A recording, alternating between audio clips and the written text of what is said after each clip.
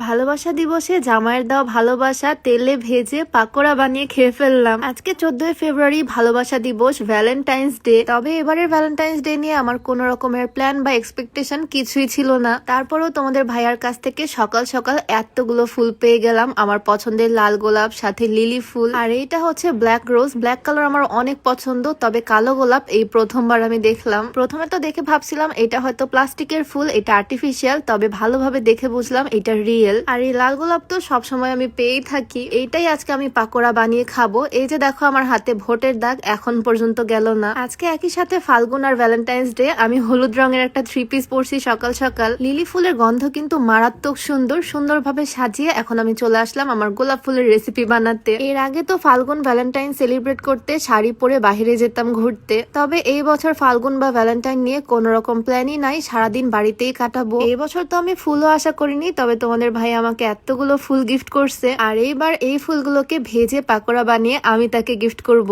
ফুলগুলো সুন্দর করে আমি কেটে পরিষ্কার করে নিলাম, আর এখন সুন্দর করে আমি ধুয়ে নিচ্ছি যাতে ভিতরে কোনো রকমের ময়লা না থাকে। এইভাবে রোজগুলোকে আমি ফ্রাই করব। তোমরাও চাইলে তোমার ভালোবাসার মানুষকে এইরকম রেসিপি করে খাওয়াতে পারো, খেতে কিন্তু খুব একটা খারাপ হয়নি। রেসিপিটা ফুল তোমাদের সাথে শেয়ার করতেছি। একটা বোলের মধ্যে আমি বেসন দিয়ে দিচ্ছি আর সাথে দিচ্ছি কর্নফ্লাওয়ার। কর্নফ্লাওয়ার দিলে এটা খেতে অনেক ক্রিস্পি হবে। লবণ, মরিচের গুঁড়া, হলুদের গুঁড়া, জিরার গুঁড়া সবকিছু অল্প করে অ্যাড করে দিচ্ছি। সামনেই তো রমজান, তখন অনেক রকমের ফ্রাই বানানো হবে। কয়েক মাস আগে যখন সাজেক গেছিলাম তখন দেখছিলাম এইভাবে ফ্রাই করে তারা বাঁশ বিক্রি করে, মানে বাঁশ কোরল। আবার হলুদের ফুলও এইভাবে করে ব্যাটারে ডুবিয়ে ফ্রাই করে। খেতে কিন্তু খুব একটা খারাপও লাগে না, কারণ ওপরে খুব সুন্দর ক্রিস্পি একটা লেয়ার থাকে। ফ্রাই করলে তো বাঙালি সবকিছুই খেতে পারে, বাঁশ পর্যন্ত খেয়ে নেই, তাহলে ফুল তো খাওয়াই যায়। এই যে আমার ফুলগুলো, আর এদিকে ব্যাটারটাও রেডি। এখন শুধু সুন্দর করে ফ্রাই করে নিব। আমার ম্যাক্সিমাম ভিডিওতেই আমি এই স্লিমিং টিটা তোমাদেরকে দেখাই, যেটা খেলে ওজন তো কমবেই, সাথে গ্যাস্ট্রিকের সমস্যাটাও দূর হবে ইনশাল্লাহ। এইটা তোমরা beauty by Lim Facebook page থেকে পেয়ে যাবা। পেজটা আমার ডিসক্রিপশনে মেনশন করে দেওয়া থাকবে, হোয়াটসঅ্যাপ নাম্বার স্ক্রিনে দেওয়া থাকবে। যাই হোক, প্যানটা চুলায় বসিয়ে দিলাম আর একদম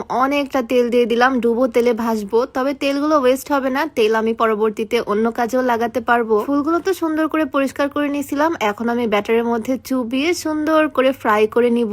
দেখো একদম অদ্ভুত লাগতেছে, তাই না? সব দিকটাই যাতে সুন্দরভাবে ফ্রাই হয়, তা আমি এই সাইড ওই সাইড সুন্দর করে উল্টে পাল্টে ফ্রাই করে নিচ্ছি। এইভাবে ফ্রাই করলে আসলে যে কোনো কিছুই খাওয়া যাবে। ওপরের লেয়ারটার জন্য ক্রিস্পি লাগবে, খেতে মজা লাগবে, যেহেতু লবণ ঝাল সবই আছে। আমার মনে হয় না গোলাপ ফুলের এই পাকোড়া খুব একটা খারাপ হবে। দেখতে তো দারুণ লাগতেছে, আর খেতেও মনে হয় খুব মজাই হবে। এই যে আমার 3টা গোলাপি সুন্দরভাবে আমি তেলের মধ্যে ফ্রাই করে নিচ্ছি। দেখো খুব সুন্দর লাগতেছে কিন্তু, তাই না? একদম ইউনিক। সব দিক সুন্দর করে ফ্রাই করার পর এই হচ্ছে আমার গোলাপের পাকোড়ার ফাইনাল লুক। তবে খালি খালি খাওয়ার চেয়ে সস অ্যাড করলে আরো বেশি মজা লাগবে, তাই আমি প্লেটের মধ্যে একটু সসও সার্ভ করে দিলাম। আর এখন দেখবো তোমাদের ভাইয়ের রিয়াকশন। সে আমাকে গিফট করছিল তাজা গোলাপ, আর আমি তাকে তার বদলি দিলাম গোলাপ ফুলের পাকোড়া। আর এটা থেকে আমার যদিও খুব একটা এক্সপেকটেশন ছিল না, তারপরে ও খেয়ে বলছে খুব একটা খারাপ হয়নি। ভিডিওটা যদিও মজা করেই বানানো, বাড়িতে বসে কাজ ছিল না তাই আর কি। তোমরা ফাল্গুন ভ্যালেন্টাইন কিভাবে কাটাচ্ছ? ঘুরতে বের হলা নাকি ঘরেই কাটাচ্ছ? অবশ্যই কমেন্টে জানিও। দেখা হয়ে যাবে নতুন কোনো ভিডিওতে। সবাইকে আল্লাহ হাফেজ, আসসালামু আলাইকুম।